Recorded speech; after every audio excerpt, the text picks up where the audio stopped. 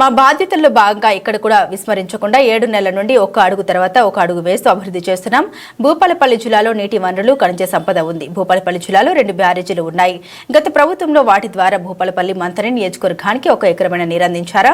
ఆ శాస్త్రీయబద్ధంగా బ్యారేజ్ కడితే కుంగిపోవడం మీరందరూ చూశారు. కాంగ్రెస్ పార్టీ ఏదో ఒక కుట్ర చేశారని మాట్లాడుతున్నారు. డిసెంబర్ 7 తేదీన ప్రమాణ స్వీకారం చేసి అధికారులను ప్రజల వద్దకు తీసుకెళ్లడం కోసం కేబినెట్ ముందుకు సాగింది. 9వ తేదీన మహిళలకు ఉచిత బస్సు ఏర్పాటు చేశాం.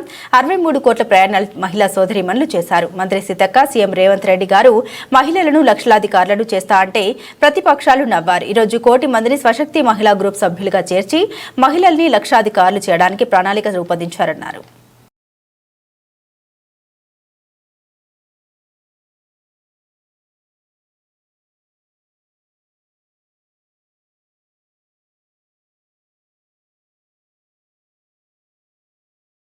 ఇండస్ట్రీస్ శ్రీ దుదుల శ్రీధర్ బాబు గారికి వరంగల్ పార్లమెంట్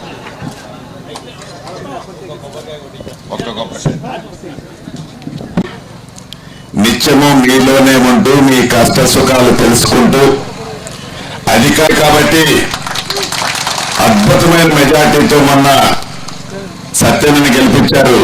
సత్యమ్మ గారికి, సహచర మంత్రివర్యులు పెద్దలు శ్రీధరబాబు గారికి, మరొక మంత్రివర్యురాలు సోదరిమణి సీతక్క గారికి, మొన్ననే కనీ విని ఎరగని మెజార్టీతో పార్లమెంటుకు పంపించిన సోదరిమణి కావ్య గారికి, అదే రకంగా ఇంకొక సహచర శాసనసభ్యులు నాగరాజు గారికి, అదే రకంగా ఈ PGIAC కార్పొరేషన్ చైర్మన్ అక్క పెద్దక్క నిర్మలక్కకు, ఇంకా ఇంకొక కార్పొరేషన్ చైర్మన్ గారు ఉన్నారు రామకృష్ణారెడ్డి గారు, ప్రకాష్ రెడ్డి గారికి, కలెక్టర్ గారికి, SP గారికి,